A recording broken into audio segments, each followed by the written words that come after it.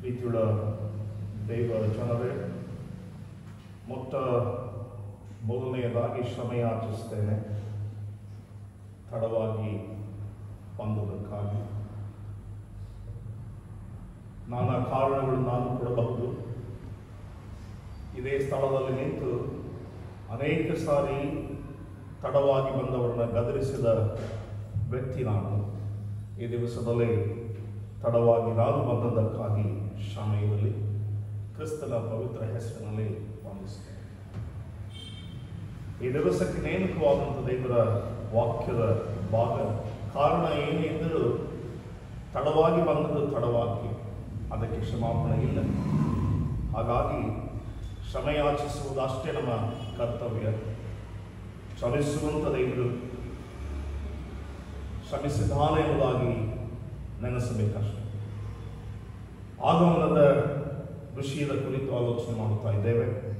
3 ಭಾಗಗಳಲ್ಲಿಯೂ ಕೂಡ ದೇವರ ವಾಕ್ಯಗಳು ಬಹಳ ಅರ್ಥಗರ್ಭಿತವಾಗಿ ನಮ್ಮ ಕೂಡ ಮಾತನಾಡಿಯವೆ. ವಿಶೇಷವಾದಂಥ ರೀತಿಯಲ್ಲಿ ಆಗಮನ ಎಂಬುದಾಗಿ ಹೇಳಿಕೊಳ್ಳುವಾಗ ಬಹುಶಃ ಅಥವಾ ಬಹುತೇಕ ನಾವು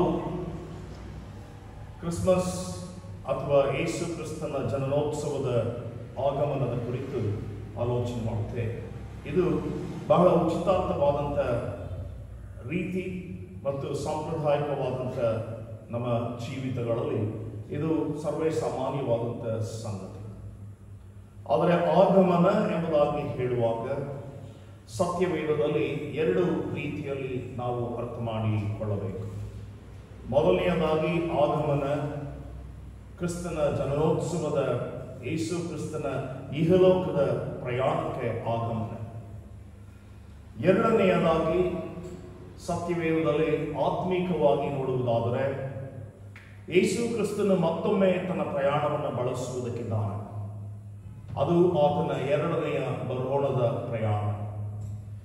ಆತನು ಬರುವಂಥದ್ದು ಅಲ್ಲಿ ರಕ್ಷಣೆ ಮಾಡುವುದಕ್ಕೋಸ್ಕರ ಅಲ್ಲ, ಬದಲಾಗಿ ಮಾನವನು ಮಾಡಿದ ಎಲ್ಲ ಕಾರ್ಯಕಲಾಪಗಳಿಗೋಸ್ಕರವಾಗಿ ತೀರ್ಪು ನೀಡುವುದಕ್ಕೂ ಮತ್ತು ಆತನನ್ನು ಅಂಗೀಕರಿಸಿಕೊಂಡಂಥ ವ್ಯಕ್ತಿಗಳಿಗೆ ತನ್ನೊಟ್ಟಿಗೆ ಜೀವಿಸುವುದಕ್ಕೂ ಆಸ್ಪದ ಮಾಡಿಕೊಡುವಂಥ ಒಂದು ಸಂದರ್ಭ. ಅದು ಆತನ 2ನೆಯ ಬರೋಣ. ಸರ್ವೇ ಸಾಮಾನ್ಯವಾದಂಥ ವಿಷಯದಲ್ಲಿ ನಾವು ಆಗಮನ ಎಂಬುದಾಗಿ ಹೇಳುವಾಗ ಜನನೋತ್ಸವದ ಆಗಮನವನ್ನೇ ಕುರಿತು ಆಲೋಚನೆ ಮಾಡುತ್ತೇವೆ. ಆದರೆ ಸತ್ಯವೇದದ ಅರ್ಧ ಭಾಗ ನಾವು ಯೇಸು ಕ್ರಿಸ್ತನ ಪುನರುತ್ಥಾನ, ಯೇಸು ಕ್ರಿಸ್ತನ ದಿವಾರೋಹಣ, ಯೇಸು ಕ್ರಿಸ್ತನ ಕೊಡುವಂಥ ನಿತ್ಯ ಜೀವದ ವಾಗ್ದಾನ, ಆ ಪರದೈಸಿನ ಭಾಗ್ಯ, ಮಾನವನು ತಾನು ರೂಪಾಂತರಗೊಳಿಸಿಕೊಳ್ಳಬೇಕಾದಂಥ ನಿಷ್ಠೆಯ ಕ್ರಮಗಳನ್ನು ಸತ್ಯವೇದವು ಬಹಳ ಅರ್ಥಗರ್ಭಿತವಾಗಿ ಪ್ರತಿಬಿಂಬಿಸುತ್ತದೆ. ಆ ನಿಟ್ಟಿನಲ್ಲಿ ಈ ದಿವಸದ ಆಗಮನ ಯೇಸು ಕ್ರಿಸ್ತನ ಜನನೋತ್ಸವದ ಬಗ್ಗೆ ಅಲ್ಲ, ಬದಲಾಗಿ ಯೇಸು ಕ್ರಿಸ್ತನ 2ನೆಯ ಪ್ರಯಾಣದ ಆಗಮನದ ಕುರಿತು ಆಲೋಚನೆ ಮಾಡಬೇಕಾದುದು ಅವಶ್ಯ. ಅನೇಕ ವೇಳೆ ನಾವು ಜನನೋತ್ಸವಕ್ಕೆ ಕೊಡುವಂಥ ಪ್ರಾಮುಖ್ಯತೆಯನ್ನು ಯೇಸು ಕ್ರಿಸ್ತನ ದಿವಾರೋಹಣಕ್ಕೂ, ಯೇಸು ಕ್ರಿಸ್ತನ ಶ್ರಮೆಗೂ, ಯೇಸು ಕ್ರಿಸ್ತನ ಮರಣಕ್ಕೂ ಕೊಡುವುದಿಲ್ಲ. ಒಂದು ವೇಳೆ ಹೀಗೆ ಆಲೋಚನೆ ಮಾಡಬೇಕು, ಯೇಸು ಕ್ರಿಸ್ತನ ಜನನವಾಯಿತು, ಜನನೋತ್ಸವ ಆಯಿತು, ಆದರೆ ಯೇಸು ಕ್ರಿಸ್ತನು ಶ್ರಮ ಪಡದೆ, ಶಿಲುಬೆಯ ಮರಣ ಹೊಂದದೆ, ಆತನು ಹೂಣಲ್ಪಡದೆ, ತಾನು ಹೇಳಿದ ರೀತಿಯಲ್ಲಿ 3ನೇ ದಿವಸದಲ್ಲಿ ಎದ್ದು ಬರದೆ ಇದ್ದಂಥ ಪಕ್ಷದಲ್ಲಿ ಇವತ್ತು ನಾನು ಮತ್ತು ನೀವುಗಳು ಇಲ್ಲಿ ಸೇರಿ ಬರುತ್ತಿರಲಿಕ್ಕೆ ಸಾಧ್ಯವಾಗುತ್ತಿರಲಿಲ್ಲ. ಕಾರಣ ಕ್ರೈಸ್ತರ ಬುನಾದಿ ಅದು ಮರಣದಲ್ಲಿ ಅಲ್ಲ, ಬದಲಾಗಿ ನಿತ್ಯ ಜೀವದಲ್ಲಿ ಅಡಕಗೊಂಡಿದೆ. ಕ್ರೈಸ್ತರ ಬುನಾದಿ ಮರು ಜನ್ಮದಲ್ಲಿ ಅಲ್ಲ, ಬದಲಾಗಿ ನಿತ್ಯ ಜೀವದಲ್ಲಿ ಅಡಕಗೊಂಡಿದೆ. ಕ್ರೈಸ್ತರ ಬುನಾದಿ ಮತ್ತು ಸ್ಮರಣ ಹೊಂದಿ ಹುಟ್ಟುವ ಜನ್ಮಗಳಲ್ಲಿ ಅಲ್ಲ, ಬದಲಾಗಿ ನಿತ್ಯ ಜೀವದ ಸಂಕೇತವಾಗಿ ಅಡಕಗೊಂಡಿದೆ. ಆದುದರಿಂದ ಕ್ರೈಸ್ತರಿಗೆ ಇರುವಂಥದ್ದು 2 ಮರಣ, ಒಂದು ನಿತ್ಯ ಜೀವ. ಅದು ಕ್ರಿಸ್ತರ ಅಥವಾ ಕ್ರಿಸ್ತನ ಅನುಯಾಯಿಗಳ ಸಂಪೂರ್ಣತೆಯ ಬುನಾದಿಯ ಜೀವಿತ ಎನ್ನುವುದಾದರೆ ತಪ್ಪಾಗಲಾರದು. ಎರಡು ಮರಣ ಹೇಗೆ? ಒಂದು ದೇಹಕ್ಕೆ ಮರಣ, ಅದು ಶಾಶ್ವತವಾದಂಥ ದೇಹಕ್ಕೆ ಲಯವಾಗುವಂಥ ದೇಹವು ಮರಣಾಸ್ಪದವಾಗಿ ಮಣ್ಣಿಗೆ ಮಣ್ಣಾಗಿ ಹೋಗಲೇಬೇಕು. ಅದು ಆದಿಕಾಂಡ ಪುಸ್ತಕ 2ನೇ ಅಧ್ಯಾಯದಲ್ಲಿ ತೀರ್ಮಾನಗೊಂಡು ಬಿಟ್ಟದೆ. ಯಾವತ್ತು, ಹೇಗೆ, ಯಾವ ಕ್ಷಣದಲ್ಲಿ ಗೊತ್ತಿಲ್ಲ. ಮರಣವನ್ನು ಹಿಡಿದಿಡುವುದಕ್ಕೆ ಮನುಷ್ಯನ ಕೈಯಲ್ಲಿ ಆಗುವುದಿಲ್ಲೆಂಬುದಾಗಿ ಕೀರ್ತನಗಾರನು ಬರೆಯುತ್ತಾನೆ. ನೀನು ಮನುಷ್ಯನಾಗಿ ನಿನ್ನ ಆಸ್ತಿಯನ್ನು, ನಿನ್ನ ಇರುವಂಥ ವೈಭವವನ್ನು, ನಿನ್ನಲ್ಲಿರುವಂಥ ಹಣವನ್ನು, ನಿನ್ನಲ್ಲಿರುವಂಥ ಎಲ್ಲ ಅಧಿಕಾರವನ್ನು ಸುರಿದರೂ ಕೂಡ ನೀನು ಮರಣವನ್ನು ತಪ್ಪಿಸಿಕೊಳ್ಳುವುದಕ್ಕೆ ಸಾಧ್ಯ ಇಲ್ಲ. ಕಾರಣ ಮರಣದ ಚುಕ್ಕಾಣಿ ಹಿಡಿದವನು ನಮ್ಮ ಕರ್ತನಾದ ದೇವರು ತಾನು. ಆಗ ಆಗಿರುವಂಥ ಪಕ್ಷದಲ್ಲಿ ನಾನು ಇಹಲೋಕದ ದೇಹದ ಮರಣಕ್ಕೆ ನನ್ನನ್ನು ಒಪ್ಪಿಸಿ ಕೊಡುವಂಥದ್ದು ಸರ್ವೇ ಸಾಮಾನ್ಯ. ಆದರೆ ಕ್ರೈಸ್ತರ ಬುನಾದಿಯ ಜೀವಿತದಲ್ಲಿ ದೇವರು ಹೇಳುವಂಥದ್ದು, ನೀನು ನಿನ್ನ ಪಾಪದ ಮರಣಕ್ಕೆ ನಿನ್ನನ್ನು ಒಪ್ಪಿಸಿಕೊಡಬೇಡ. ನೀನು ಪಾಪದ ಪಾಲಿಗೆ ನೀನು ಸಾಯಬೇಕಾದದ್ದು ನಿಜ. ನಿತ್ಯ ಜೀವದ ಪಾಲಿಗೆ ನೀನು ಬದುಕಬೇಕಾದದ್ದು ನಿನ್ನ ಆದ್ಯ ಕರ್ತವ್ಯ. ಹೀಗೆ ಆಗಮನದ ಕುರಿತು ಆಲೋಚನೆ ಮಾಡುವಾಗ ಪ್ರಿಯರೇ, ಕ್ರೈಸ್ತರಾಗಿ ನಮ್ಮ ಉದ್ದೇಶ ಜನನೋತ್ಸವದ ಸಂಭ್ರಮದಲ್ಲಿ ಲೌಕಿಕವಾಗಿ ತೊಡಗಿಕೊಂಡರೂ ಆತ್ಮೀಕವಾಗಿ ನನ್ನನ್ನು ಸಿದ್ಧಪಡಿಸಿಕೊಳ್ಳುವಂಥದ್ದು ಯೇಸು ಕ್ರಿಸ್ತನ 2ನೇ ಆಗಮನಕ್ಕೆ ಎಂಬುದಾಗಿ ಸತ್ಯವೇದದಲ್ಲಿ ನಾವು ನೋಡ್ತೇವೆ. ನೀವು ಸಮಯವಿರುವುದಾದರೆ ಮತ್ತಾಯನ ಸುವಾರ್ತೆ 25ನೇ ಅಧ್ಯಾಯವನ್ನು ಕೂಲಂಕುಷವಾಗಿ ಮನೆಗಳಿಗೆ ಹೋಗಿ ವ್ಯಾಸಂಗ ಮಾಡಿ ನೋಡ್ರಿ. ಅಲ್ಲಿ ಯೇಸು ಸ್ವಾಮಿಯು ಮಧ್ಯಾಕಾಶಕ್ಕೆ ಬರುವಾಗ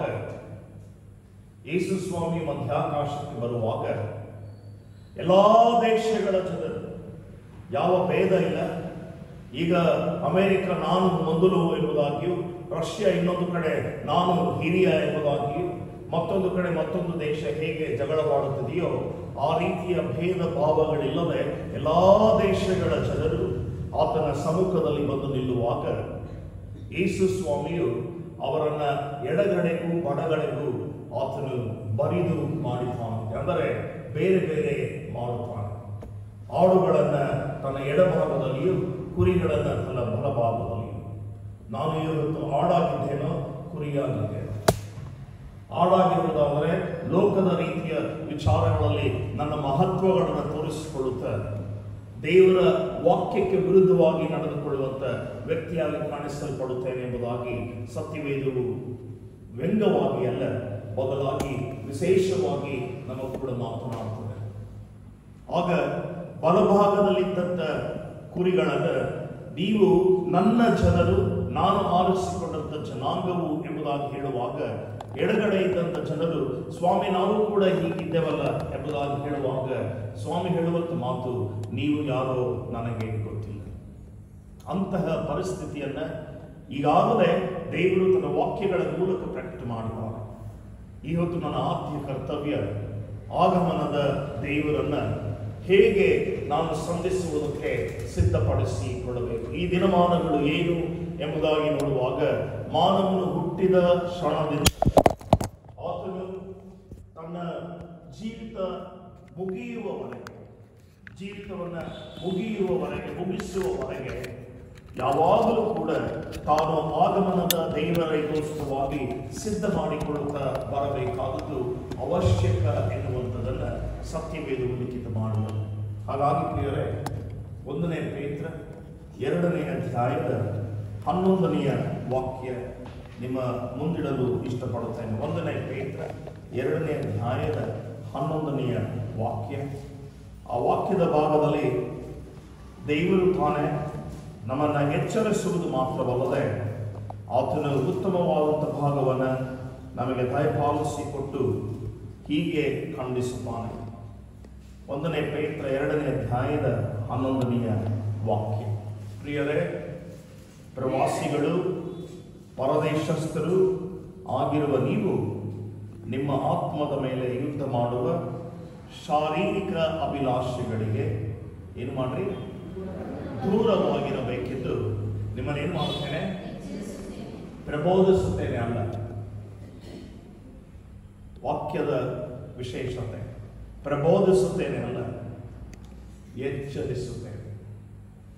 ಪೇತ್ರ ತನ್ನ ಪತ್ರಿಕೆಯನ್ನು ಬರೆಯುವಾಗ ತನ್ನ ಜನರಿಗೆ ಆತನು ಎಚ್ಚರಿಸುತ್ತಾನೆ, ಪ್ರವಾಸಿಗಳು, ಪರದೇಶಸ್ಥರು. ಯಾಕೆ ಆತನು ಪ್ರವಾಸಿಗಳು ಪರದೇಶಸ್ಥರು ಎಂಬುದಾಗಿ ಕರೆಯುತ್ತಾನೆ? ಇದು ನನ್ನ ಪ್ರಯಾಣ, ನಾವು ಪ್ರಯಾಣದಲ್ಲಿದ್ದೇವೆ. ಲೂಕನ ಸುವಾರ್ತೆ 1ನೇ ಅಧ್ಯಾಯದಲ್ಲಿ ಕೇಳಿಸಿಕೊಂಡಂತ ದೇವರ ವಾಕ್ಯ, ಮರಿಯಳು ಎಲ್ಲಿಗೆ ಪ್ರಯಾಣ ಬೆಳೆಸಿದಳು? ಮರಿಯಳು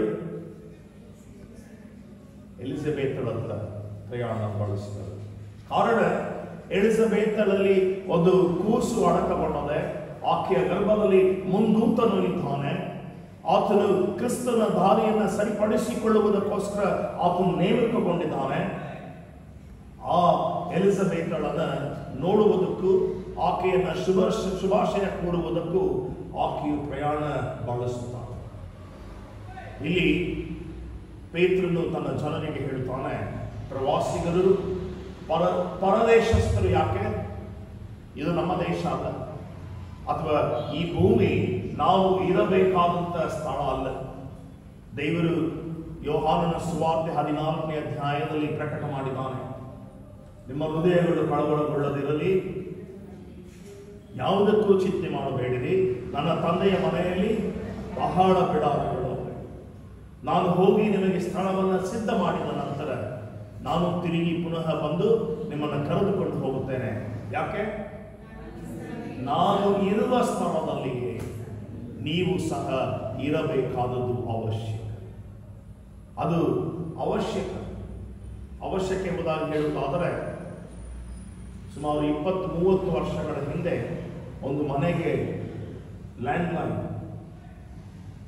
ಸ್ಥಗಿತ ಟೆಲಿಫೋನ್ ಬಹಳ ಅವಶ್ಯಕ. ಈಗ ಲ್ಯಾಂಡ್ಲೈನ್ ಕೇಳೋರಿಗೆ ಗೊತ್ತಿಲ್ಲ. ಅವಶ್ಯಕ, ಲಕ್ಸುರಿ ಬಹಳ ವ್ಯತ್ಯಾಸ.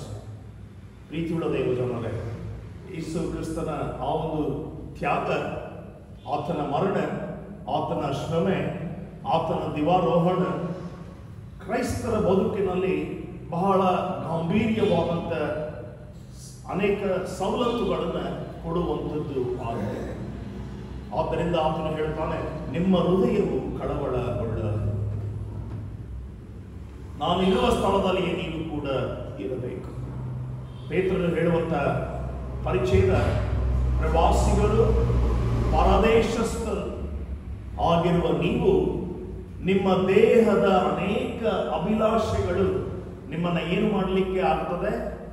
ನಿಮ್ಮ ಆತ್ಮವನ್ನ ಕೊಲ್ಲಲಿಕ್ಕೆ ಸಾಧ್ಯವಾಗ್ತದೆ. ಆದ್ದರಿಂದ ನಿಮ್ಮ ಆತ್ಮಗಳನ್ನು ಏನು ಮಾಡಿಕೊಳ್ಳಿರಿ?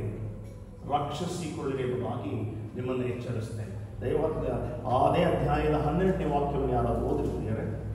1ನೇ ಪೇತ್ರ 2ನೇ ಅಧ್ಯಾಯದ 12ನೇ ವಾಕ್ಯ. ನಿಮ್ಮ ನಡವಳಿಕೆಯು ಅನ್ಯ ಜನರ ಮಧ್ಯದಲ್ಲಿ ಯೋಗ್ಯವಾಗಿರಲಿ, ಆಗ ಅವರು ಯಾವ ವಿಷಯದಲ್ಲಿ ನಿಮ್ಮನ್ನು ಅಕ್ರಮಕಾರರೆಂದು ನಿಂದಿಸುತ್ತಾರೋ ಆ ವಿಷಯದಲ್ಲಿಯೇ ನಿಮ್ಮ ಸತ್ಕ್ರಿಯೆಗಳನ್ನು ಕಣ್ಣಾರೆ ಕಂಡು ವಿಚಾರಣೆಯ ದಿನದಲ್ಲಿ ದೇವರನ್ನು ಕೊಂಡಾಡುವರು. ಯಾವ ದಿನದಲ್ಲಿ? ವಿಚಾರಣೆಯ ದಿನದಲ್ಲಿ ನಿಮ್ಮ ವಿಷಯದಲ್ಲಿ ದೇವರನ್ನು ಏನು ಮಾಡುತ್ತಾರೆ? ಕೊಂಡಾಡು. ದೇವರ ವಾಕ್ಯವನ್ನ 11ನೇ ಭಾಗದಲ್ಲಿ ನಾವು ಕೇಳಿಸಿಕೊಂಡಿದ್ದೇವೆ. ನಿನ್ನ ಆತ್ಮವನ್ನ ಕೊಲ್ಲುವುದಕ್ಕೂ, ನಿನ್ನ ಆತ್ಮವನ್ನ ಬೇರೆ ಕಡೆಗೆ ಕರೆದೊಯ್ಯುವುದಕ್ಕೂ ಇರುವಂತ ನಿನ್ನ ದೇಹದ ಅಭಿಲಾಷೆಗಳಿಗೆ ಸಾಧ್ಯ. ಆದ್ದರಿಂದ ನೀನೇನು ಮಾಡು? ಎಚ್ಚರ ವಹಿಸು. ನಿನ್ನ ದೇಹದ ಅಭಿಲಾಷೆಗಳಿಗೆ ನೀನು ಏನೂ ಆಗಬೇಡ, ನಿನ್ನನ್ನು ನೀನು ಸ್ಪಂದಿಸಿಕೊಳ್ಳಬೇಡ. ಅದು ನಿನ್ನ ಆತ್ಮವನ್ನು ಕೊಲ್ಲುವುದಕ್ಕೆ ಸಾಧ್ಯ. ದೇಹದ ಅಭಿಲಾಷೆಗಳು ನಾನಾ ರೀತಿಯಲ್ಲಿ, ನಾನಾ ವಿಧದಲ್ಲಿ, ನಾನಾ ಕಡೆಗಳಲ್ಲಿ, ನಾನಾ ಕ್ರಿಯೆಗಳಲ್ಲಿ ಅಡಕಗೊಂಡது. ಇಂತಹುದೇ ಎಂಬುದಾಗಿ ಹೇಳಲಿಕ್ಕೆ ಬರುವುದಿಲ್ಲ. ಆದರೆ ಎಂತಹ ದೇಹದ ಕ್ರಿಯೆಗಳು, ಯಾವ ಯಾವ ಕ್ರಿಯೆಗಳು ಎಂಬುದಾಗಿ ಕಡೆಯದಾಗಿ ವಾಕ್ಯದಲ್ಲಿ ಮುಕ್ತಾಯಗೊಳಿಸ್ತೇವೆ. ದೇಹದ ಅಭಿಲಾಷೆಗಳು ಏನು ಎಂಬುದಾಗಿ. ಆದರೆ ಈಗ ಆ ವಾಕ್ಯಗಳು ಬೇಡ. ಇಲ್ಲಿರುವಂಥದ್ದೆಲ್ಲವೂ ಇಷ್ಟೇ. ನಿನ್ನ ಆತ್ಮವನ್ನು ನೀನೇನು ಮಾಡು? ರಕ್ಷಿಸಿಕೊಳ್ಳಬೇಕು. ನಿನ್ನ ಆತ್ಮವನ್ನು ನೀನು ರಕ್ಷಿಸಿಕೊಳ್ಳಬೇಕಾದರೆ ನಿನ್ನ ದೇಹದ ಅಭಿಲಾಷೆಗಳಿಗೆ ನೀನು ಯಾವತ್ತೂ ಕೂಡ ನೀನು ಮಾರು ಹೋಗಬಾರದು, ನಿನ್ನನ್ನು ನೀನು ಸಮರ್ಪಿಸಿಕೊಳ್ಳಬಾರದು ಎಂಬುದಾಗಿ ನೀನು ಎಚ್ಚರ ವಹಿಸಿ ಬದುಕಬೇಕು. 12ನೇ ವಾಕ್ಯದಲ್ಲಿ ಆತನು ಹೇಳ್ತಾನೆ, ನಿನ್ನ ಆತ್ಮನನ್ನ ನೀನು ರಕ್ಷಿಸಿಕೊಳ್ಳಬೇಕಾದರೆ ನೀನೇನು ಮಾಡಬೇಕು? ನಿಮ್ಮ ನಡಾವಳಿಕೆಯು ಅನ್ಯ ಜನರ ಮಧ್ಯದಲ್ಲಿ ಹೇಗಾಗಿರಲಿ? ಯೋಗ್ಯವಾಗಿರಲಿ. ಯೋಗ್ಯವಾಗಿರಲಿ. ನಿಮ್ಮ ನಡಾವಳಿಕೆಯು ಅನ್ಯ ಜನರ ಮಧ್ಯದಲ್ಲಿ ಯೋಗ್ಯವಾಗಿರಲಿ. ಅನ್ಯ ಜನರ ಮಧ್ಯದಲ್ಲಿ ಯೋಗ್ಯವಾಗಿರುವಾಗ ಏನಾಗ್ತದೆ? ಅವರು ನಿಮ್ಮ ಮೇಲೆ ತಪ್ಪು ಹೊರಿಸಬೇಕೆಂಬುದಾಗಿ ಅಂದುಕೊಂಡರೂ ನಿಮ್ಮ ನಡಾವಳಿಕೆಯ ಮೂಲಕ, ನೀವು ಮಾಡುವಂಥ ಒಳ್ಳೆ ಕ್ರಿಯೆಗಳ ಮೂಲಕ, ಕಡೆಯ ದಿವಸದಲ್ಲಿ, ವಿಚಾರಣೆಯ ದಿವಸದಲ್ಲಿ ಅವರು ನಿಮ್ಮ ಸತ್ಕ್ರಿಯೆಗಳನ್ನು ನೋಡಿ ನಿಮ್ಮ ಮೇಲೆ ತಪ್ಪು ಹೊರಿಸದೆ ದೇವರನ್ನ ಮಹಿಮೆ ಪಡಿಸುವರು. ಅಂದರೆ ಮತ್ತೊಬ್ಬರು ನಿಮ್ಮ ವಿಚಾರದಲ್ಲಿ, ನಿಮ್ಮ ಜೀವಿತದ ವಿಚಾರದಲ್ಲಿ, ನಿಮ್ಮ ಕ್ರಿಯೆಗಳ ವಿಚಾರದಲ್ಲಿ, ನಿಮ್ಮ ಸತ್ಕ್ರಿಯೆಗಳ ವಿಚಾರದಲ್ಲಿ, ನೀವು ಮಾಡಿದ ಜೀವಿತದ ವಿಚಾರಧಾರೆಯಲ್ಲಿ ದೇವರನ್ನು ಮಹಿಮೆ ಪಡಿಸುವಾಗ ಅದು ಅವರು ಕೊಡುವಂಥ ಸಾಕ್ಷಿ ದೇವರಿಗೆ ತಲುಪುವುದರಲ್ಲಿ ಯಾವ ಸಂದೇಹ ಇಲ್ಲ. ಹಾಗಾಗಿ ಯೇಸು ಕ್ರಿಸ್ತನ ಜೀವಿತದಲ್ಲಿಯೂ ಕೂಡ ಮರಿಯಳು ಸಾಕ್ಷಿ ಕೊಟ್ಟರು, ಪೇತ್ರನು ಸಾಕ್ಷಿ ಕೊಟ್ಟ, ಪೌಲನು ಸಾಕ್ಷಿ ಕೊಟ್ಟ, ಯೋಹಾನನು ಸಾಕ್ಷಿ ಕೊಟ್ಟ, ಅಪೋಸ್ತಲರು ಸಾಕ್ಷಿ ಕೊಟ್ಟರು. ಅದಾದ ಮೇಲೆ ಸಾವಿರಾರು ಲಕ್ಷ ಜನ ಕ್ರಿಸ್ತನನ್ನು ನಂಬಿದ ವ್ಯಕ್ತಿಗಳು ದಿನನಿತ್ಯದ ಜೀವಿತದಲ್ಲಿ ಸಾಕ್ಷಿಯನ್ನು ನೀಡುತ್ತಲೇ ಬಂದಿದ್ದಾರೆ. ಇಲ್ಲಿಯವರೆಗೆ ಸಾಕ್ಷಿಯುತ ಜೀವಿತವನ್ನು ನೋಡುತ್ತಲೇ ಬಂದಿದ್ದೇವೆ. ಇದು ಪ್ರಯಾಣ. ಕ್ರಿಸ್ತನ ವಿಚಾರದಲ್ಲಿ ನಾವು ಎಂದೂ ಕೂಡ ಅಲ್ಲಗಳೆಯಬಾರದು ಎಂಬುದಾಗಿ ಸತ್ಯವೇದದಲ್ಲಿ ಕೂಲಂಕುಷವಾಗಿ ಬರೆಯಲ್ಪಟ್ಟಿದೆ. ನಾವು ಪ್ರವಾಸಿಗರು, ಪರದೇಶಸ್ಥರು, ಎರಡನ್ನು ನೆನಪಿಟ್ಟುಕೊಳ್ಳಿ. ನಾವು ಈ ಲೋಕದಲ್ಲಿ ಪ್ರಯಾಣ ಮಾಡುತ್ತಾ ಇದ್ದೇವೆ. ಈ ಪ್ರಯಾಣ ಯಾವತ್ತು ಮುಗಿಯುತ್ತದೋ ಗೊತ್ತಿಲ್ಲ. ಪ್ರಯಾಣ ಮುಗಿಸಿದ ನಂತರ ನಮ್ಮ ದೇಶಕ್ಕೆ ನಾವು ಹೋಗಬೇಕು. ಶಾಶ್ವತವಾಗಿ ಒಬ್ಬ ಪ್ರಯಾಣಿಕನು ಒಂದು ದೇಶದಲ್ಲಿ ಇರಲಿಕ್ಕೆ ಸಾಧ್ಯ ಇಲ್ಲ. ಅವನು ತನ್ನ ನಿವಾಸ ಸ್ಥಾನದಲ್ಲಿಯೇ ಇರಬೇಕಾದದ್ದು ಅವಶ್ಯಕ. ಹೀಗಾಗಿ ಅಬ್ರಹಾಮನನ್ನ ದೇವರು ಪ್ರಯಾಣಕ್ಕೆ ಕರೆಯುತ್ತಾನಂತೆ. ಕರೆಯುವಾಗ ಅಬ್ರಹಾಮನಿಗೆ ಏನು ಹೇಳುತ್ತಾನೆ ನೋಡಿ. ಅನೇಕ ವೇಳೆ ಓದಿದ್ದೇವೆ, ನಾವು ಹೇಳ್ತೇವೆ ಆದಿಕಾಂಡದಿಂದ ಪ್ರಕಟಣೆಯ ತನಕ 6 ಸಾರಿ ಓದಿದ್ದೇನೆ ಅಂತ. ಯಾವುದನ್ನ? ಸತ್ಯವೇದ 8 ಸಾರಿ ಓದಿದ್ದೆ, 10 ಸಾರಿ ಓದಿದ್ದೆ. ಹೌದು, ನಾನು ಓದಿದ್ದೆ, ಪ್ರಯೋಜನ ಇಲ್ಲ. ಕಾರಣ ಅಬ್ರಾಮ ಇನ್ನು ಅಬ್ರಹಾಮ ಎನಿಸಿಕೊಂಡಿರಲಿಲ್ಲ. ಅಬ್ರಾಮ ಎಂಬುದಾಗಿ ಅಂದುಕೊಂಡಿದ್ದ. ಅಬ್ರಾಮ ಎನಿಸಿಕೊಂಡಂತ ಅಬ್ರಾಮ ದೇವರು ಅವನನ್ನು ಪ್ರಯಾಣಕ್ಕೆ ಕರೆಯುವಾಗ ಹೇಗೆ ಕರೆಯುತ್ತಾನೆ ನೋಡ್ರಿ. ದಯಮಾಡಿ ಆದಿಕಾಂಡ 17ನೇ ಅಧ್ಯಾಯ. ಆದಿಕಾಂಡ 17ನೇ ಅಧ್ಯಾಯ.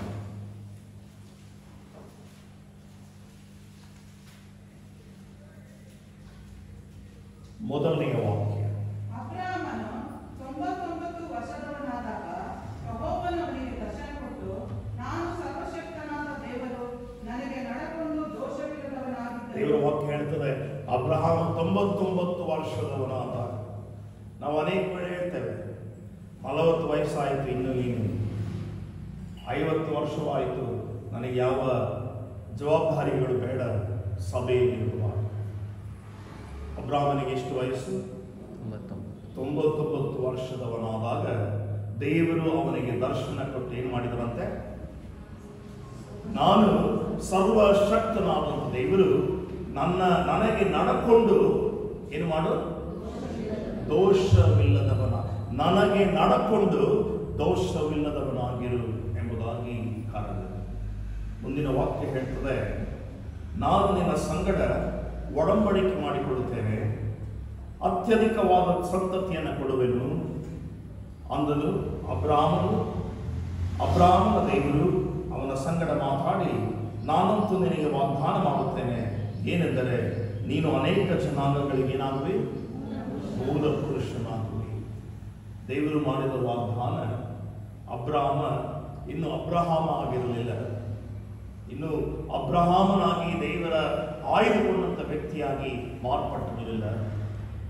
ಅಂತಹ ಸ್ಥಿತಿಯಲ್ಲಿದ್ದಂಥ ಅಬ್ರಾಮನನ್ನ ದೇವರು ದರ್ಶನ ಕೊಟ್ಟು ಅವನನ್ನು ತೆಗೆದುಕೊಂಡು, ನನಗೋಸ್ಕರವಾಗಿ ನೀನು ನಡೆ, ದೋಷವಿಲ್ಲದವನಾಗಿರು, ನೀನು ನಿನ್ನ ಕ್ರಿಯೆಗಳ ಮೂಲಕವಾಗಿ ನನ್ನನ್ನು ಮಹಿಮೆ ಪಡಿಸು, ನಾನು ನಿನ್ನೊಟ್ಟಿಗೆ ಒಂದು ಒಡಂಬಡಿಕೆಯನ್ನು ಮಾಡಿಕೊಡುತ್ತೇನೆ, ಮುಂದುವರಿದು ನಿನಗೆ ಒಂದು ವಚನವನ್ನು ಕೊಡುತ್ತೇನೆ, ವಾಗ್ದಾನವನ್ನು ಕೊಡುತ್ತೇನೆ, ನೀನು ಅನೇಕ ಜನಾಂಗಗಳಿಗೆ ಮೂಲ ಪುರುಷನಾಗುವುದು.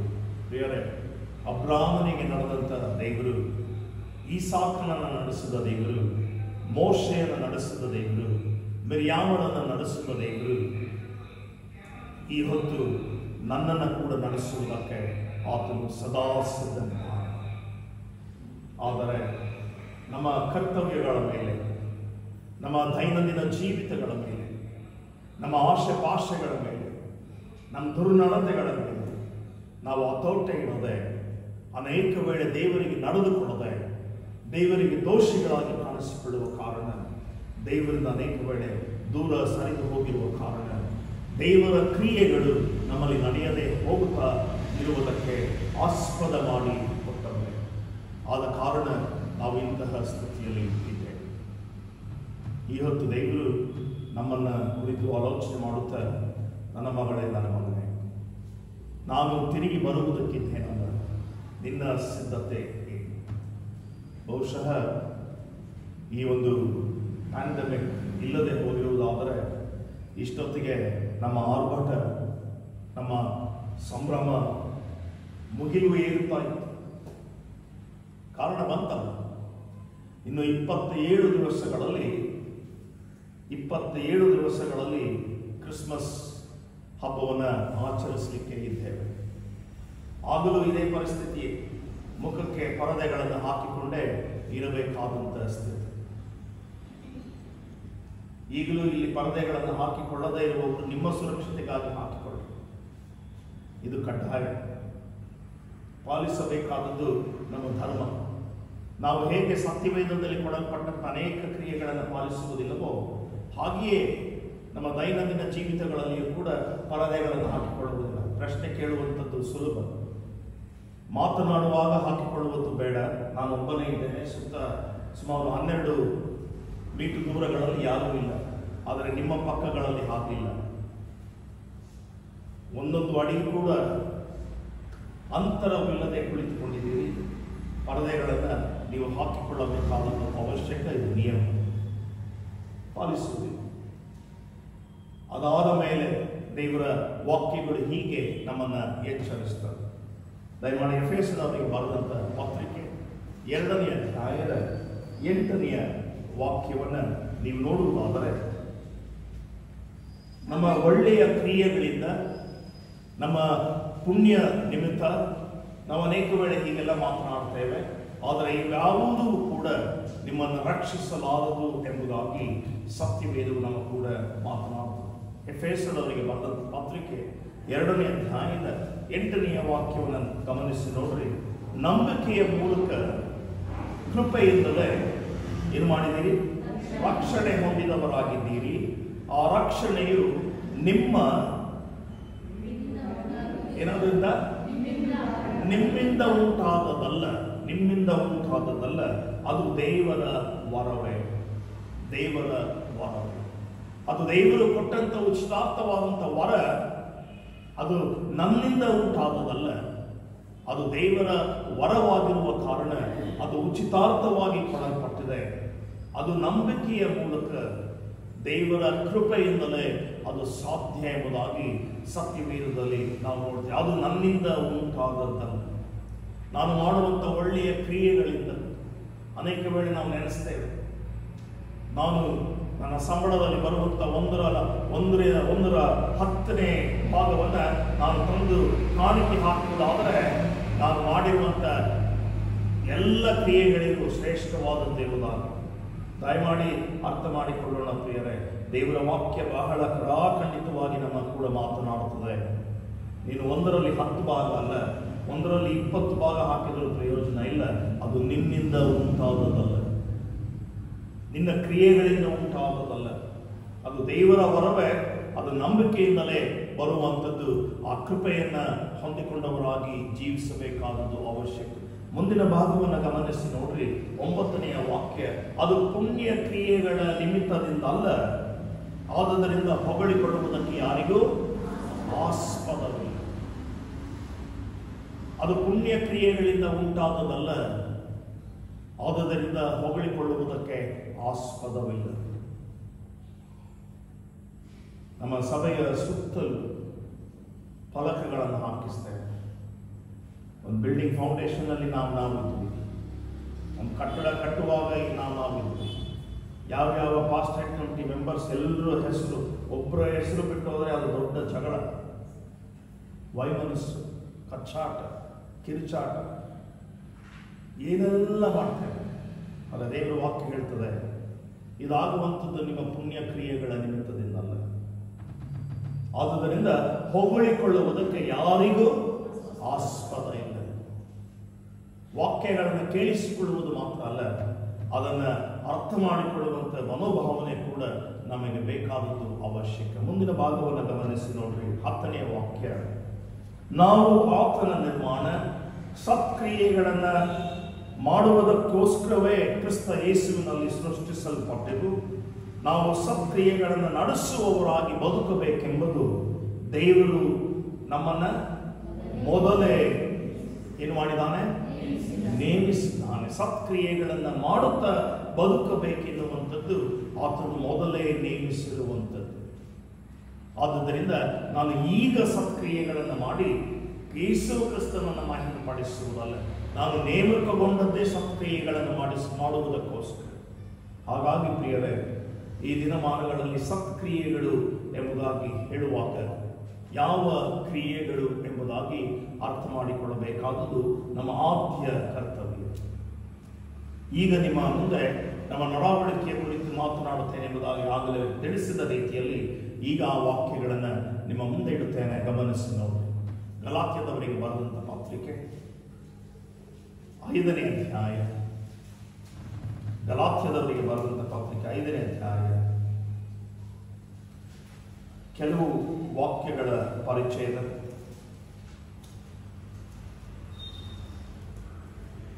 5ನೇ ಅಧ್ಯಾಯದ ಕೆಲವು ವಾಕ್ಯಗಳು. 17ನೆಯ ವಾಕ್ಯ. ಶರೀರ ಭಾವವು ಅಭಿಲಾಷಿಸುವುದು ಆತ್ಮನಿಗೆ ವಿರುದ್ಧವಾಗಿದೆ, ಆತ್ಮನು ಅಭಿಲಾಷಿಸುವುದು ಶರೀರ ಭಾವಕ್ಕೆ ವಿರುದ್ಧವಾಗಿದೆ. ನೀವು ಮಾಡಲ್ಪಟ್ಟಿರುವುದನ್ನು ಮಾಡದಂತೆ, ಮಾಡಲಿಚ್ಛಿಸುವುದನ್ನು ಮಾಡದಂತೆ ಇವು ಒಂದಕ್ಕೊಂದು ಹೋರಾಡುತ್ತವೆ. ಆದರೆ ನೀವು ಆತ್ಮನಿಂದ ನಡೆಸಿಕೊಳ್ಳುವುದಾದರೆ ನೇಮ ನಿಷ್ಠೆಗಳಿಗೆ ಅಧೀನವಲ್ಲ. ಆತ್ಮನಿಂದ ನಡೆಸಿಕೊಳ್ಳುವುದಾದರೆ ನೀವು ನೇಮ ನಿಷ್ಠೆಗಳಿಗೆ ಅಧೀನವಲ್ಲ. ಮುಂದಿನ ಭಾಗ 19ನೆಯ ವಾಕ್ಯ. ಶರೀರ ಭಾವದ ಕರ್ಮಗಳು ಪ್ರಸಿದ್ಧವಾಗಿವೆ. ಅವು ಯಾವುವೆಂದರೆ ಜಾರತ್ವ, ಬಂಡುತನ, ಆಸೆ, ನಾಚಿಕೆಗೇಡುತನ, ವಿಗ್ರಹಾರಾಧನೆ, ಮಾಟ, ಹಗೆತನ, ಜಗಳ, ಹೊಟ್ಟೆ ಕಿಚ್ಚು, ಸಿಟ್ಟು, ಕಕ್ಷಭೇದ, ಭಿನ್ನಮತ, ಮತ್ಸರ, ಕುಡಿಕತನ, ದುಂದೌತಣ ಇಂಥವುಗಳೇ. ಇಂಥವುಗಳ ವಿಷಯದಲ್ಲಿ ಇಂಥ ಕಾರ್ಯಗಳನ್ನು ನಡೆಸುವವನು ದೇವರ ರಾಜ್ಯಕ್ಕೆ ಬಾಧ್ಯನಾಗುವುದಿಲ್ಲವೆಂದು ನಾನು ಹಿಂದೆ ತಿಳಿಸಿದಂತೆಯೇ ಈಗಲೂ ನಿಮ್ಮನ್ನು ಎಚ್ಚರಿಸುತ್ತೇನೆ. ಇದು ನಮ್ಮ ನಡವಳಿಕೆ. ಇದು ಯಾವುದಕ್ಕೆ ಆಸ್ಪದವಾಗಿದೆ? ಶರೀರ ಭಾವಕ್ಕೆ ಆಸ್ಪದವಾಗಿದೆ. ನಾವು ಆತ್ಮನನ್ನು ಹೊತ್ತುಕೊಂಡು ಜೀವಿಸುವುದಾದರೆ ಶರೀರ ಭಾವದ ಇಚ್ಛೆಗಳನ್ನು ತೀರಿಸುವುದಕ್ಕೆ ಆಸ್ಪದವಾಗಿ ಹೋಗುವುದಿಲ್ಲ. ಆದರೆ ನಾವು ಶರೀರ ಭಾವದ ಆಸೆಗಳನ್ನು ತೀರಿಸುವುದಕ್ಕೋಸ್ಕರ ಆತ್ಮನ ಇಚ್ಛೆಗಳನ್ನು ವಿರೋಧಿಸುತ್ತೇವೆ. ಹೀಗಾಗಿ ಎರಡರಲ್ಲಿಯೂ ಕಚ್ಚಾಟ. ಆದರೆ ಗೆಲ್ಲುವಂಥದ್ದು ಯಾವುದು? ಇಹಲೋಕದ ಸೈತಾನನೇ. 1 ಪೇತ್ರ 5:17 ನಾವು ನೋಡ್ತೇವೆ, ಗರ್ಜಿಸುವ ಸಿಂಹದೋಪಾದಿಯಲ್ಲಿ ಸೈತಾನನು ಯಾರನ್ನ ನುಂಗಲಿ ಎಂಬುದಾಗಿ ಎಲ್ಲಿ ಕಾಯ್ತಾ ಇದ್ದಾನೆ? ಮನೆ ಮುಂದೆ ಇದ್ದಾನೆ. ಆತನು ಕಾಯುವಂಥದ್ದಲ್ಲಿ ಎಲ್ಲೆಲ್ಲಿ ದೇವ ಜನರು ಸೇರಿ ಬರುತ್ತಾರೋ ಅವರ ಮಧ್ಯದಲ್ಲಿ ನಾನು ಇಲ್ಲಿಯೇ ಇಲ್ಲಿಯೇ ಕೂತಿದ್ದಾನೆ, ನಮ್ಮ ಮಧ್ಯದಲ್ಲಿಯೇ ಇದ್ದಾನೆ. ಆದುದರಿಂದ ಆತನಿಗೆ ಅವಕಾಶ ಕೊಡಬಾರದೆಂದು ಪೇತ್ರನು ವಿನ್ನವಿಸ್ತಾನೆ. ಗರ್ಜಿಸುವ ಸಿಂಹೋಪಾದಿಯಲ್ಲಿ ಸೈತಾನನು ಯಾರನ್ನ ನುಂಗಲಿ ಎಂಬುದಾಗಿ ಕಾಯುತ್ತಾ ಕುಳಿತಿದ್ದಾನಂತೆ. ಯಾವ ರೀತಿಯಲ್ಲಿ ಬರ್ತಾನೆ ಸೈತಾನ? ಹಾಗೆ ತನ್ನ ಮೋಸ, ವಂಚನೆ, ದುಂದೌತಣ ಈಗ ಓದಿ ಕೇಳಿಸಿಕೊಂಡಿದ್ದೇವಲ್ಲ, ಶರೀರ ಭಾವಗಳ ಕರ್ಮಗಳು ಪ್ರಸಿದ್ಧವಾಗಿಯೇ ಅವೆ. ಆದರೆ ಆತ್ಮನ ಕಾರ್ಯಗಳು ಹೇಗಿವೆ? ಪ್ರೀತಿ, ನಂಬಿಕೆ, ಸಾಧತ್ವ, ಶ್ರಮೇದಮೆ, ಇಂಥವುಗಳನ್ನು ಯಾವಾಗಲೂ ಕೂಡ ಆತ್ಮನು ವಿಶೇಷವಾಗಿ ಅಭಿನಂದಿಸುತ್ತಾನೆ ಎಂಬುದಾಗಿ ಸತ್ಯಗಳು ತಿಳಿಸುತ್ತದೆ. ಆದ್ದರಿಂದ ಇವತ್ತು ನಮ್ಮನ್ನು ಪರೀಕ್ಷೆ ಮಾಡಿಕೊಳ್ಳುವಾಗ ನಾವು ಯಾವ ಸ್ಥಿತಿಯಲ್ಲಿ ಇದ್ದೇವೆ? ಶರೀರ ಆತ್ಮಗಳ ಕಲ್ಮಶದಲ್ಲಿ, ಶರೀರ ಆತ್ಮಗಳ ಹೋರಾಟದಲ್ಲಿ, ಶರೀರಕ್ಕೆ ಆಸ್ಪದ ಕೊಡುತ್ತಾ ಆತ್ಮನನ್ನು ಕೊಲ್ಲುತ್ತಾ ಇದ್ದೇವೋ, ಅಥವಾ ಆತ್ಮನಿಗೆ ಆಸ್ಪದ ಕೊಡುತ್ತಾ ಶರೀರ ಭಾವಗಳನ್ನು ಕೊಲ್ಲುತ್ತಾ ಇದ್ದೇವೋ? ಪೇತ್ರನು ಹೇಳುವಂಥದ್ದು, ನಿಮ್ಮ ಶರೀರ ಭಾವಗಳನ್ನು ಸಾಯಿಸಿ. ಕಾರಣ ಅದು ನಿಮ್ಮನ್ನು ಎಲ್ಲಿಯೂ ಒಳ್ಳೆಯದಕ್ಕೆ ಕೊಂಡೊಯ್ಯುವುದಿಲ್ಲ. ಎಲ್ಲಿಗೂ ಒಳ್ಳೆಯದಕ್ಕೆ ಕೊಂಡೊಯ್ಯುವುದಿಲ್ಲದ ಸಂಗತಿಗಳನ್ನು ನೀವು ಯಾಕೆ ಗ್ರಹಿಸುತ್ತೀರಿ? ದೇವರ ವಾಕ್ಯ ಬಹಳ ಅರ್ಥಗರ್ಭಿತವಾಗಿರುವ ಕೂಡ ಹೀಗೆ ಮಾತನಾಡುತ್ತದೆ. ದಯಮಾಡಿ ದಾವೀದನ ಕೀರ್ತನೆಗಳು 15ನೇ ಅಧ್ಯಾಯಕ್ಕೆ ಬನ್ನಿರಿ. ಬಹಳ ಅರ್ಥಗರ್ಭಿತವಾಗಿ ದೇವರ ವಾಕ್ಯವು ದಾವೀದನ ಕೀರ್ತನೆಗಳ ಮೂಲಕವಾಗಿ ಆತನು ನಮ್ಮ ಕೂಡ ಮಾತನಾಡುವಂಥ ದೇವರಾಗಿದ್ದಾನೆ. 15ನೆಯ ದಾವೀದನ ಕೀರ್ತನೆ ಮೊದಲನೆಯ ವಾಕ್ಯ, ಯೆಹೋವನೇ ನಿನ್ನ ಗುಡಾರದಲ್ಲಿ ಇಳುಕೊಂಡಿರುವುದಕ್ಕೆ ಯೋಗ್ಯನು ಯಾರು? ನಿನ್ನ ಪರಿಶುದ್ಧ ಪರ್ವತದಲ್ಲಿ ವಾಸಿಸತಕ್ಕವನು ಎಂಥವನಾಗಿರಬೇಕು? ವಾಕ್ಯದ ಉತ್ತರ 2ನೆಯ ಭಾಗಕ್ಕೆ ಬಂದಿರಿ. ಅವನು ಸಜ್ಜನನು, ನೀತಿವಂತನು, ಮನಪೂರ್ವಕವಾಗಿ ಸತ್ಯವನ್ನ ಮಾತನಾಡುವವನು ಆಗಿರಬೇಕು. ಅವನು ಚಾಡಿಯನ್ನ ಹೆಣದವನು, ಮತ್ತೊಬ್ಬನಿಗೆ ಅನ್ಯಾಯ ಮಾಡದವನು, ಯಾರನ್ನ ನಿಂದಿಸದವನು ಆಗಿರಬೇಕು. ಅವನು ಭ್ರಷ್ಟನನ್ನ ಜರಿದು ಬಿಟ್ಟವನು, ಯೆಹೋವನಲ್ಲಿ ಭಯಭಕ್ತಿಯುಳ್ಳವನನ್ನು ಸನ್ಮಾನಿಸುವವನು, ನಷ್ಟವಾದರೂ ಪ್ರಮಾಣ ತಪ್ಪದವನು ಆಗಿರಬೇಕು. ಅವನು ಸಾಲಕ್ಕೆ ಬಡ್ಡಿ ಕೇಳದವನು, ನಿರಪರಾಧಿಯ ಕೇಡಿಗಾಗಿ ಲಂಚ ತೆಗೆದುಕೊಳ್ಳದವನು ಆಗಿರಬೇಕು. ಇಂಥವನು ಎಂದಿಗೂ ಏನಾಗುವುದಿಲ್ಲ, ಅದಲು. ನಮ್ಮನ್ನು ಪರೀಕ್ಷೆ ಮಾಡಿಕೊಳ್ಳೋಣ. ಸುಮಾರು ಇದರಲ್ಲಿ ಒಂದು 15 ಕ್ರಿಯೆಗಳನ್ನು ಕೊಡಲ್ಪಟ್ಟಿದೆ. 15 ಕ್ರಿಯೆಗಳು. ಎಷ್ಟು ಕ್ರಿಯೆಗಳು ನನಗೆ ಪರವಾಗಿವೆ, ಎಷ್ಟು ಕ್ರಿಯೆಗಳು ನನಗೆ ವಿರುದ್ಧವಾಗಿವೆ? ಕೀರ್ತನೆಗಾರನು ಬರೆಯುತ್ತಾನೆ, ಕೀರ್ತನೆಯನ್ನು ಓದುತ್ತೇವೆ, ಪ್ರತ್ಯುತ್ತರವಾಗಿ ಓದುತ್ತೇವೆ. ಈಗ ಸಮಯದ ಅಭಾವ ಇರುವುದರಿಂದ ಅನೇಕ ವೇಳೆ ಅನೇಕ ಸಭೆಗಳಲ್ಲಿ ಅನೇಕ ಆರಾಧನೆಗಳಲ್ಲಿ ಕೀರ್ತನೆಗಳನ್ನು ಓದುವುದೇ ಇಲ್ಲ. ಆದರೆ ಅದರಲ್ಲಿರುವಂತಹ ಅರ್ಥಗರ್ಭಿತವಾದಂಥ ಕ್ರಿಯೆಗಳ ಆತ್ಮದ ವಿವೇಚನೆಗಳು ಎಷ್ಟು ಅರ್ಥವಾಗುತ್ತದೆ. ದೇವರೇ, ನಿನ್ನ ಪರಿಶುದ್ಧ ಪರ್ವತವನ್ನು ನಿನ್ನ ಪರಿಶುದ್ಧ ನಿವಾಸ ಸ್ಥಾನದಲ್ಲಿಯೂ ಇರುವುದಕ್ಕೆ ಎಂಥವನು ಯೋಗ್ಯನು? ಹೇಗಿರಬೇಕು? ಮನೆಗಳಿಗೆ ಹೋಗಿ ಮತ್ತೊಮ್ಮೆ 15 ಕ್ರಿಯೆಗಳನ್ನು ಅವಲೋಕಿಸಿ ನೋಡೋಣ. ಪ್ರಿಯರೇ, ನಾನು ಯಾವುದರಲ್ಲಿ ತಪ್ಪಿದ್ದೇನೆ? ಯಾವುದರಲ್ಲಿ ಬಿದ್ದು ಹೋಗುತ್ತಾ ಇದ್ದೇನೆ? ಯಾವುದರಲ್ಲಿ ಎತ್ತಲ್ಪಟ್ಟಿದ್ದೇನೆ? ಯಾವುದರಲ್ಲಿ ಹೀನಾಯವಾದಂಥ ಸ್ಥಿತಿಯಲ್ಲಿದ್ದೇನೆ? ಈ ವರ್ಷ ಕ್ರಿಸ್ಮಸ್ ಬರ್ತದೆ, ಕ್ರಿಸ್ಮಸ್ ಹೋಗ್ತದೆ. ಆದರೆ ಆಗಮನ ಬರುವಂಥದ್ದು ಒಂದೇ ಸಾರಿ. ಅದು ಬಂದ ಮೇಲೆ ಮುಗಿಯಿತು, ಎಲ್ಲೂ ಹೋಗುವುದಿಲ್ಲ, ನಮ್ಮನ್ನು ಕೊಂಡೊಯ್ಯುವಂಥದ್ದಷ್ಟೇ. ಆದ್ದರಿಂದ ಯಾವ ಆಗಮನಕ್ಕೆ ನಮ್ಮ ಆದ್ಯತೆ? 27 ದಿವಸದಲ್ಲಿ ಬರುವಂತ ಆಗಮನಕ್ಕೆ ಆದ್ಯತೆನೋ, ಅಥವಾ ಯಾವ ದಿವಸಕ್ಕೆ ಬರುತ್ತೇನೆ ಎಂಬುದಾಗಿ ಗೊತ್ತಿಲ್ಲದ ಕಳ್ಳನ ಹಾಗೆ ಬರುವಂತ ಆ ಆಗಮನಕ್ಕೆ ನನ್ನ ಆದ್ಯತೆ? ಕ್ರಿಸ್ತನ ಬರೋಣಕ್ಕೆ ನನ್ನ ಆದ್ಯತೆ ಇರುವುದಾದರೆ ನನ್ನ ಸವಲತ್ತುಗಳನ್ನು, ನನ್ನ ಸತ್ಕ್ರಿಯೆಗಳನ್ನು, ನನ್ನ ಕ್ರಿಯೆಗಳನ್ನು, ನನ್ನ ನಡಾವಳಿಯನ್ನು, ನನ್ನ ಮಾತುಗಳನ್ನು, ನನ್ನ ನುಡಿಗಳನ್ನು ನಾನು ಅವಲೋಕಿಸಿ ನೋಡಿಕೊಳ್ಳಬೇಕಾದದ್ದು ಬಹಳ ಅವಶ್ಯಕ. ದೇವರ ವಾಕ್ಯವು ಇವತ್ತು ಎಚ್ಚರಿಕೆಯ ಗಂಟೆಯನ್ನು ಬಾರಿಸಿದೆ. ನವೆಂಬರ್ ಕಡೆಯ ಭಾನುವಾರ ಯಾವಾಗಲೂ ಕೂಡ ಸಂಭ್ರಮದ ಭಾನುವಾರ, ಕಾರಣ ಆಗಮನದ ಭಾನುವಾರ. ಎಷ್ಟು ಆಗಮನದ ಭಾನುವಾರಗಳನ್ನು ಆಚರಿಸಿದ್ದೇವೆ, ಆತ್ಮಿಕವಾಗಿ ಅವಲೋಕಿಸಿ ನೋಡಿಕೊಂಡಿದ್ದೇವೋ ನಮ್ಮನ್ನು ನಾವು ಪ್ರಶ್ನೆ ಹಾಕಿಕೊಳ್ಳಬೇಕಾದದ್ದು ಅವಶ್ಯಕ.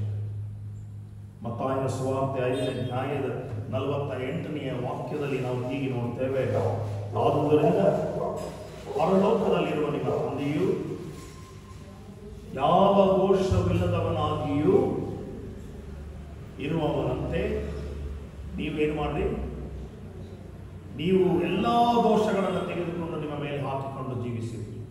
ಹೌದಾ? ದಯಮಾಡಿ ವಾಕ್ಯ ಓದಲು.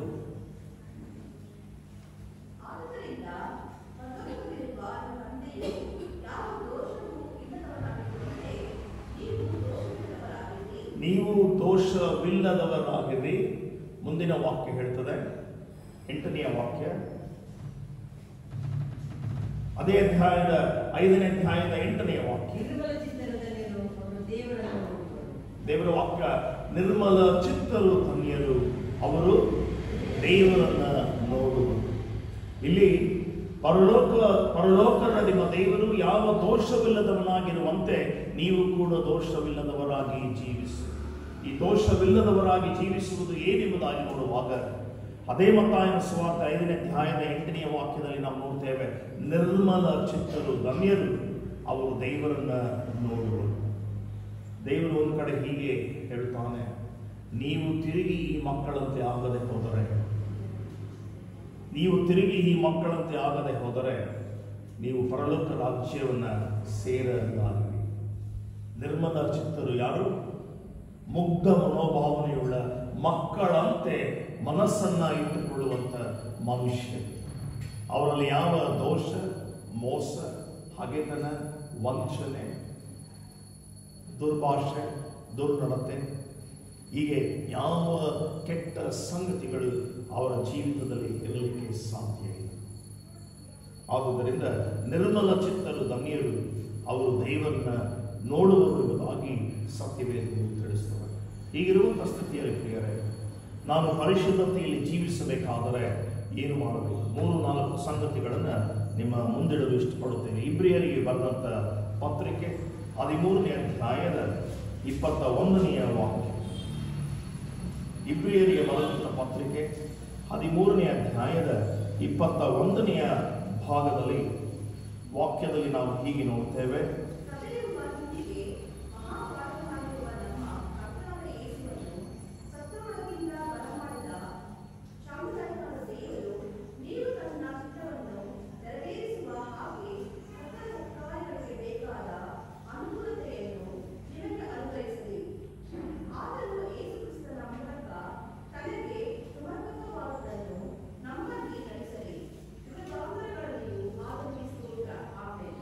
ದೇವರ ವಾಕ್ಯ ಮತ್ತೊಮ್ಮೆ ನಮ್ಮನ್ನು ಎಚ್ಚರಿಸಿದ ಸಭೆಗೆ ಪರಿಪಾಲಕನಾಗಿರುವರು ಯಾರು? ಯೇಸು ಕ್ರಿಸ್ತನ ಘನತೆಗೋಸ್ಕರವಾಗಿ ಆತನು ಈ ಆಶೀರ್ವಾದವನ್ನು ದಯಪಾಲಿಸಿ ಕೊಡುತ್ತಾ ಇದ್ದಾನೆ. ಇದು ಪರಿಶುದ್ಧತೆಯಲ್ಲಿ ಜೀವಿಸುವವರಿಗೆ ಮಾತ್ರ ಸಲ್ಲುವಂಥದ್ದು. ನಾವು ಅನೇಕ ವೇಳೆ ಆಲೋಚನೆ ಮಾಡ್ತೇವೆ, ಆಮೇನ್ ಎನ್ನುವ ಸಮಯಕ್ಕೆ ಬಂದರೆ ದೇವರ ಆಶೀರ್ವಾದ ಆಗುತ್ತಲ್ಲ, ಅದು ನಮಗೆ ಸಿಗುತ್ತದೆ ಎಂಬುದು. ಆದರೆ ದೇವರು ಮತ್ತಾಯನ ಸುವಾರ್ತೆಯಲ್ಲಿ ಒಂದು ಎಚ್ಚರಿಕೆ ಗಂಟೆಯನ್ನು ಬಾರಿಸಿದ್ದಾನೆ.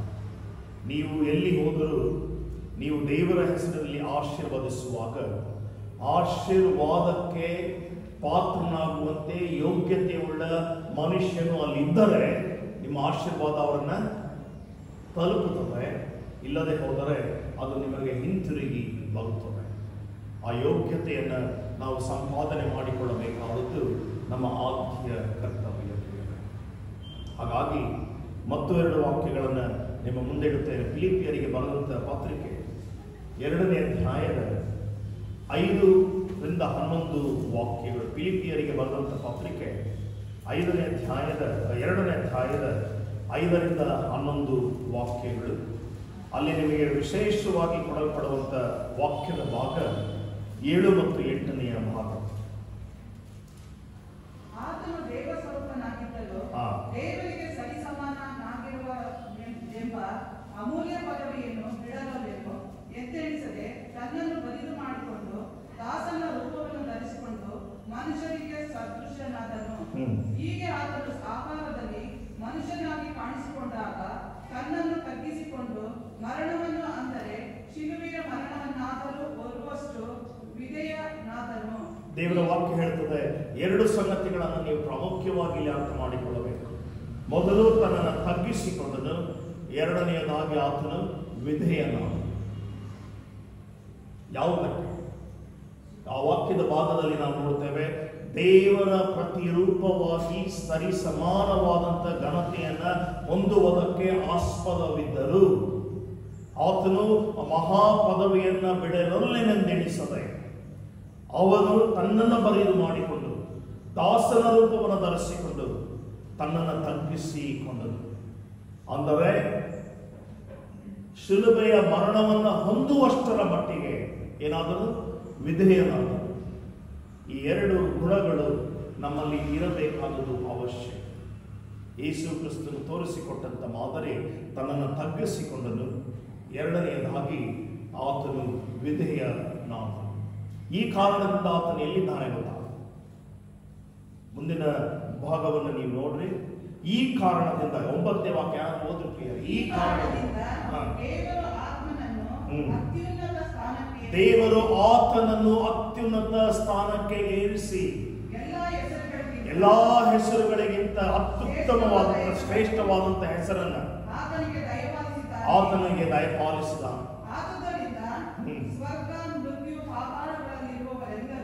ಆದುದರಿಂದ ಸ್ವರ್ಗ, ಮೃತ್ಯು, ಪಾತಾಳಗಳಲ್ಲಿರುವಂತ ಎಲ್ಲರೂ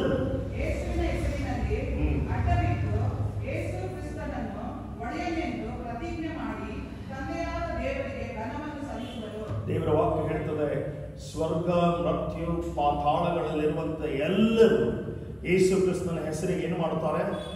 ಘನವನ್ನ ಸಲ್ಲಿಸಿ ತಂದೆಯಾದ ದೇವರ ಹೆಸರಿಗೆ ಮಹಿಮೆಯನ್ನ ತರುವುದು. ಈ ಕಾರಣದಿಂದ, ಯಾವ ಕಾರಣದಿಂದ? ತನ್ನನ್ನು ತಗ್ಗಿಸಿಕೊಂಡನು, ವಿಧೇಯನಾದನು. ಪ್ರೀತಿಯುಳ್ಳ ದೈವ ಜನರೇ, ಈ ವಾಕ್ಯಗಳನ್ನು ಅನೇಕ ಸಾರಿ ಓದಿದ್ದೇವೆ. ಆದರೆ ಈ 2 ಕ್ರಿಯೆಗಳು ನಮ್ಮ ಜೀವಿತಗಳಲ್ಲಿ ಇಲ್ಲದೆ ಹೋದರೆ ಯಾವ ಪ್ರಯೋಜನ ಇಲ್ಲ. ದೇವರಿಗೆ ಸರಿ ಸಮಾನವಾದಂಥ ಘನತೆಯನ್ನ ಹೊಂದಿದರು. ಆ ಮಹಾಪದವಿಯನ್ನು ಬಿಡಲೊಲ್ಲೆನೆಂದೆಣಿಸದೆ ತನ್ನನ್ನು ಬರಿದು ಮಾಡಿಕೊಂಡು ದಾಸನ ರೂಪವನ್ನು ಧರಿಸಿಕೊಂಡು ಮನುಷ್ಯರಿಗೆ ಸದೃಶ್ಯನಾದನು, ತನ್ನನ್ನು ತಗ್ಗಿಸಿಕೊಂಡನು, ವಿಧೇಯನಾದನು. ವಿಧೇಯನಾದನು ಎಷ್ಟರವರೆಗೆ? ಆತನು ಶಿಲುಬೆಯ ಮರಣವನ್ನು ಹೊಂದುವಷ್ಟರ ಮಟ್ಟಿಗೆ ವಿಧೇಯನಾದನು.